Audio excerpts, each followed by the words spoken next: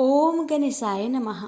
प्यारे भक्तों, आज आप श्रवण करें सभी व्रतों में सुनी जाने वाली गणेश भगवान की व्रत कथा। एक बार गणेश जी ने पृथ्वी के मनुष्य की परीक्षा लेने का विचार किया। वे अपना रूप बदलकर पृथ्वी पर भ्रमण करने लगे। उन्होंने एक बालक का रूप बना लिया। एक हाथ में एक चम्मच में दूध ले लिया और दूसरे हाथ में एक चुटकी चावल ले लिए और गली गली घूमने लगे। साथ ही साथ आवाज लगाते चल रहे थे, कोई मेरे लिए खीर बना दे, कोई मेरे लिए खीर बना दे। कोई भी उन पर ध्यान नहीं दे रहा था, बल्कि लोग उन पर हंस रहे थे। वे लगातार एक गांव के बाद दूसरे गांव इसी तरह चक्कर लगाते हुए पुकारते रहे, पर कोई खीर बनाने के लिए तैयार नहीं था। सुबह से शाम हो गई, गणेश जी लगातार घूमते रहे। एक बुढ़िया थी, शाम के वक्त अपनी झोपड़ी के बाहर बैठी हुई थी। तभी गणेश जी वहां से पुकारते हुए निकले कि कोई मेरी खीर बना दे, कोई मेरी खीर बना दे। बुढ़िया बहुत कोमल हृदय वाली स्त्री थी। उसने कहा, बेटा मैं तेरी खीर बना देती हूँ। गणेश जी ने कहा, माई अपने घर में से दूध और चावल लेने के लिए बर्तन ले आओ। बुढ़िया एक कटोरी लेकर जब झोपड़ी के बाहर आई तो गणेश जी ने कहा, अपने घर का सबसे बड़ा बर्तन लेकर आओ। बुढ़िया को थोड़ी झुलझुलाहट हुई, पर उसने कहा, चलो बच्चे का मन रख लेती हूँ। और अंदर जाकर वह अपने घर का सबसे बड़ा पतीला लेकर बाहर आई। गणेश जी ने चम्मच से पतीले में दूध उड़ेलना शुरू किया। तब बुढ़िया के आश्चर्य की सीमा ना रही। जब उसने देखा दूध से पूरा पतीला भर गया है, एक के बाद एक वह बर्तन झोपड़ी से बाहर लाती गई और उसमें गणेश जी दूध भरते चले गए। इस तरह से घर के सारे बर्तन दूध से लबालब भर गए। गणेश भगवान ने बुढ़िया से कहा, मैं स्नान करके आता हूँ, तब तक तुम खीर बना लो, मैं वापस आकर खाऊंगा। बुढ़िया ने पूछा, मैं इतनी सारी खीर का क्या करूंगी? इस पर गणपति जी बोले, सारे गांव को दावत दे दो। बुढ़िया ने बड़े प्यार से मन लगाकर खीर बनाई। खीर की भीनी भीनी मीठी मीठी खुशबू चारों दिशाओं में फैल गई। खीर बनाने के बाद वह हर घर में जाकर खीर खाने का न्योता देने लगी। लोग उस पर हंस रहे थे। बुढ़िया के घर में खाने को दाना नहीं और यह सारे गांव को खीर खाने की दावत दे रही है। लोगों को कौतूहल हुआ और खीर की खुशबू से लोग खींचे चले आए। लो, सारा गांव बुढ़िया घर में इकट्ठा हो गया। जब बुढ़िया की बहू को दावत की बात मालूम हुई, तब वह सबसे पहले वहां पहुंच गई। उसने खीर से भरे पतीलों को जब देखा तो उसके मुंह में पानी आ गया। उसे बड़ी जोर से भूख लगी हुई थी। उसने एक कटोरी खीर निकाली और दरवाजे के पीछे बैठकर खाने को तैयार करने लगी।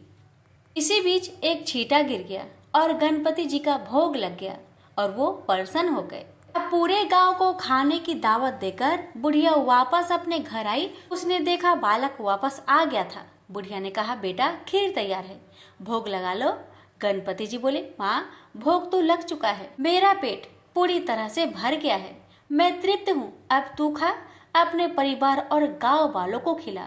बुढ़िया ने कहा, यह तो बहुत ज्यादा है, सबका पेट भर जाएगा, इसके बाद भी यह बच जाएगी। उस बची खीर का मैं क्या करूंगी? इस पर गणेश जी बोले, उस बची खीर को रात में अपने घर के चारों कोनों में रख देना। और बुढ़िया ने ऐसा ही किया।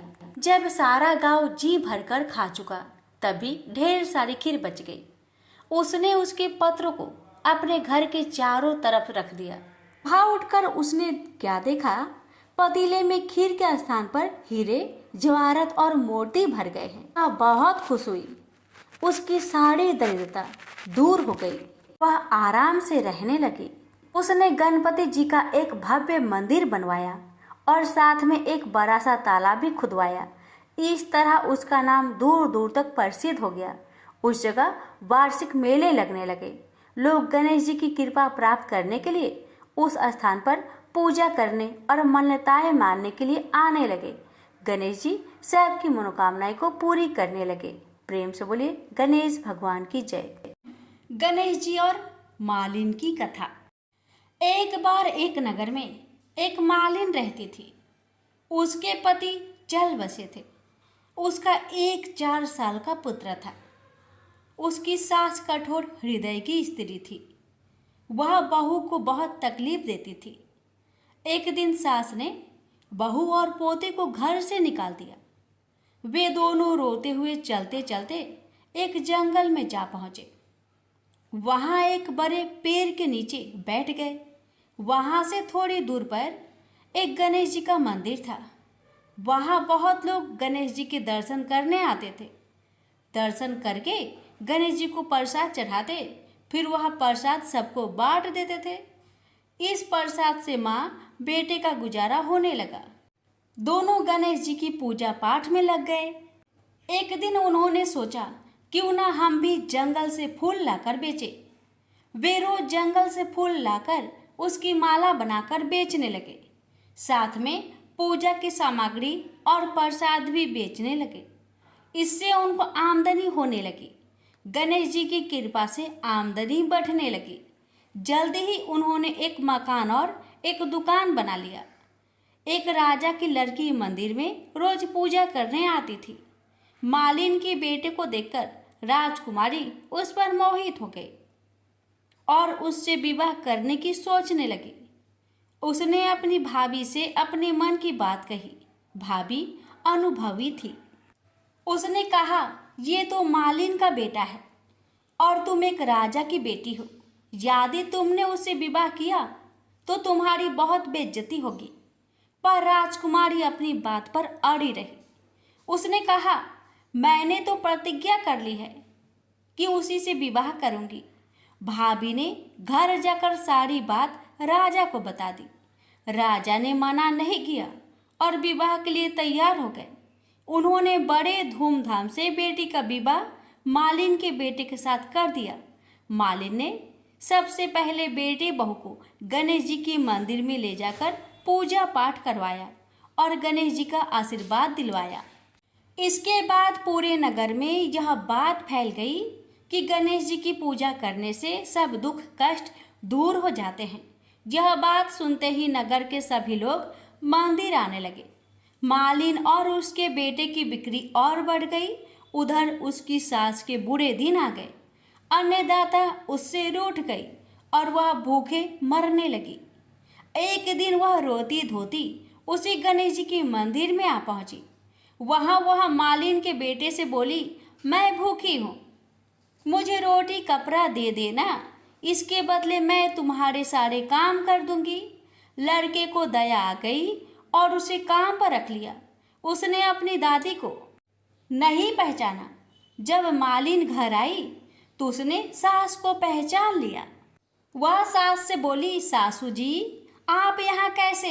सास ने पोते की तरफ इशारा करके कहा, मेरी इस सेठ के यहाँ नौकरी लग गई है। बहू बोली, यह आपका पोता है और यह घर भी आपका ही है, यह दुकान भी आपका ही है। जब आपने हमें घर से निकाला तब गणेश जी ने हमारी रक्षा की।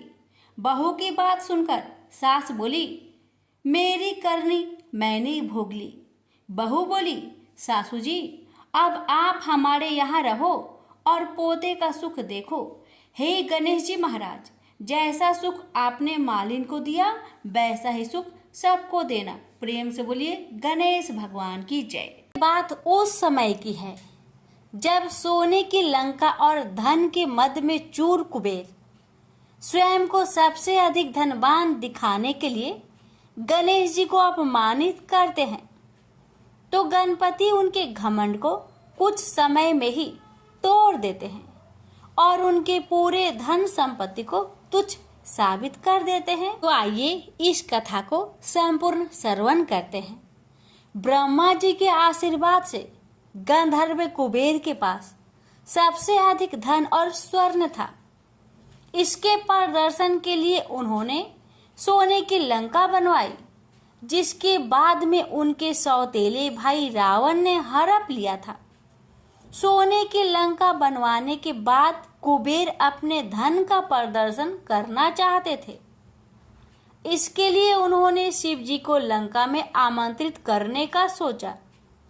वे कैलाश पहुंच गए, लेकिन महादेव शिव शंकर तो ध्यान में लीन थे। थोड़े देर बाद उनकी आंखें खुली तो वे कुबेर को देखकर उनकी मन की बात जान गए।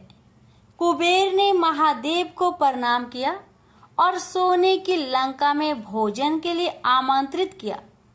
भगवान शिव ने कहा कि वे तो नहीं जा पाएंगे, लेकिन उनके छोटे पुत्र गणेश जी जरूर जाएंगे।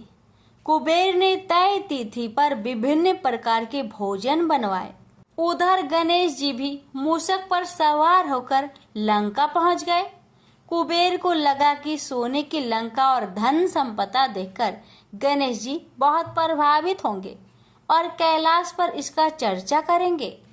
कुबेर ने गणेश जी का सत्कार किया, फिर लंका भ्रमण का प्रस्ताव रखा।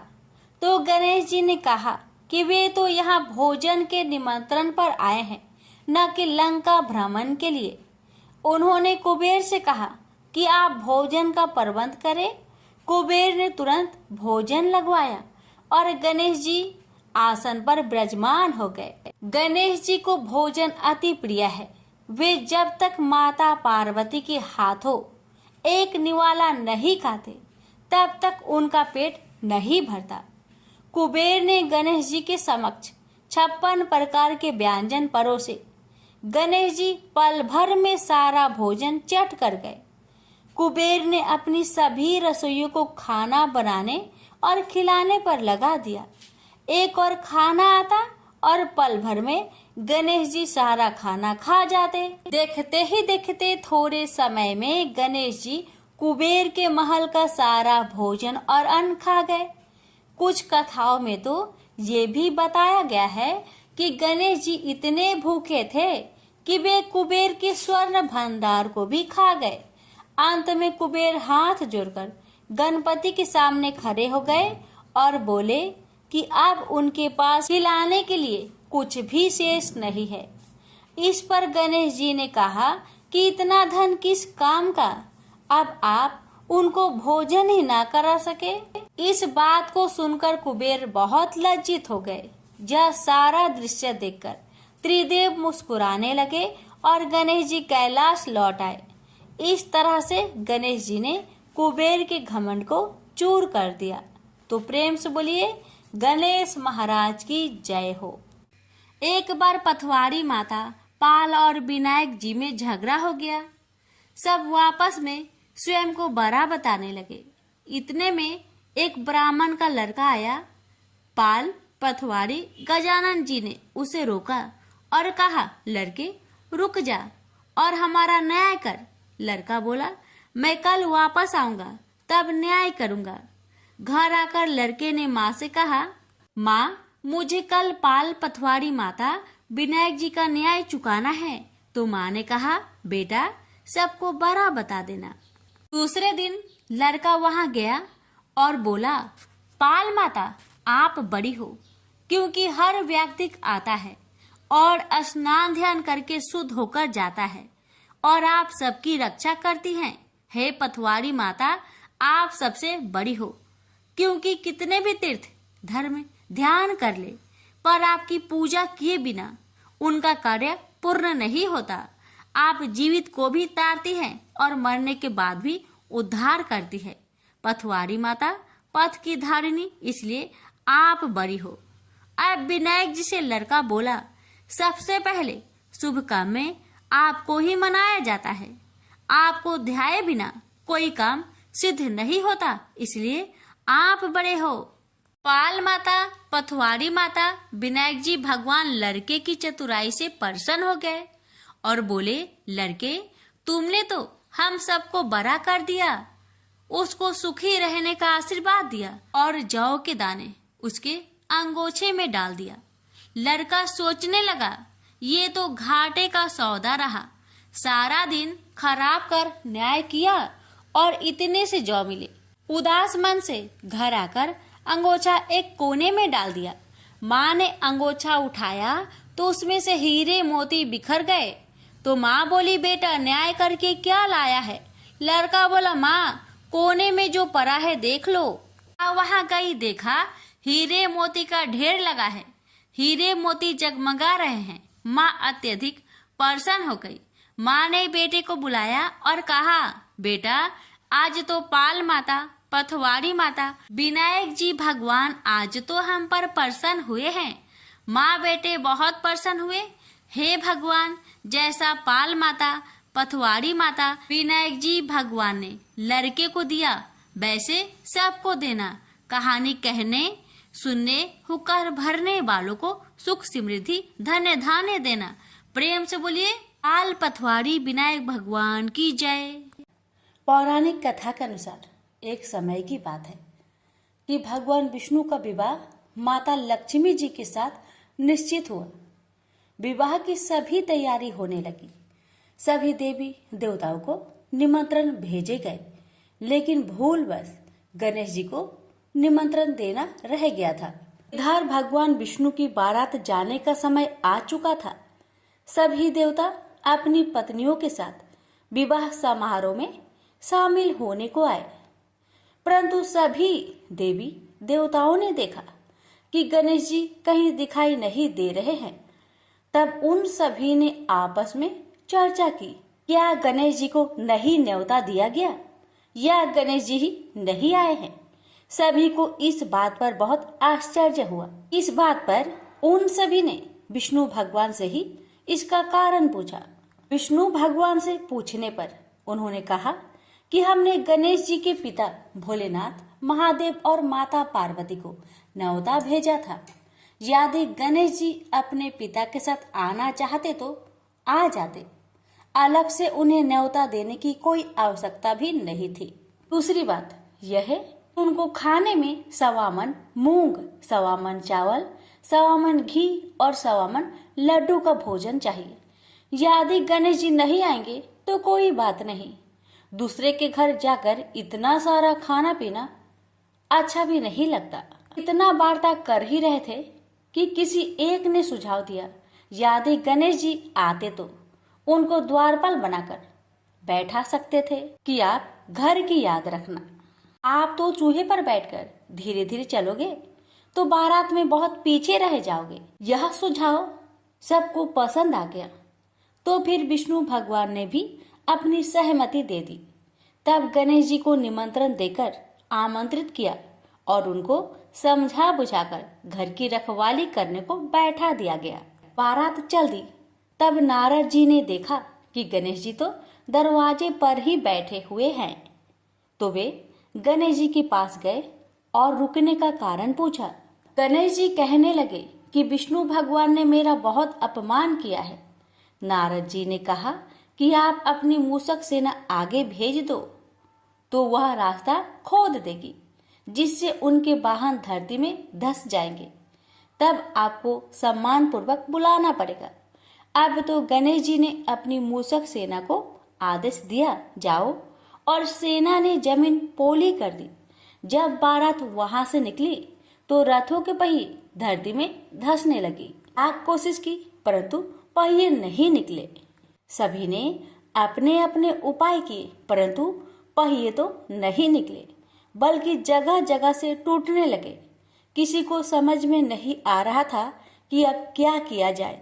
तब तो नारद जी ने आकर कहा, आप लोगों ने गणेश जी का अपमान किया, जिस कारण यह विघ्न आ रहे हैं। यदि उन्हें मनाकर लाया जाए तो आपका कार्य सिद्ध हो सकता है और यह संकट टल सकता है। शंकर भगवान ने अपने दूत नंदी को भेजा और वे गणेश जी को लेकर आए। गणेश जी का आदर सम्मान के साथ पूजन किया गया। फिर रथ के पहिए निकलने लगे और यह संकट टल गया। अब रथ के पहिए निकल तो गए परंतु वे टूट फूट गए थे, तो उन्हें सुधारे कौन।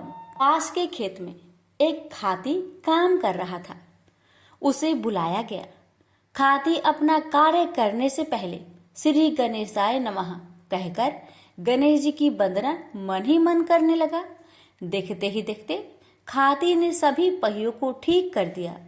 तब खाती कहने लगा कि हे देवताओं, आपने सर्वप्रथम गणेश जी को नहीं मनाया होगा और न ही उनकी पूजन की होगी, इसलिए तो आपके साथ यह संकट आया है। मैं तो मूर्ख अज्ञानी हूँ, फिर भी पहले गणेश जी को पूजते हैं, उनका ध्यान करते हैं। आप लोग तो देवगण हैं, फिर भी आप गणेश जी को कैसे भूल गए? अब आप लोग भगवान श्री गणेश जी की जय बोलकर जाए तो आपके सब काम बन जाएंगे और कोई संकट भी नहीं आएगा।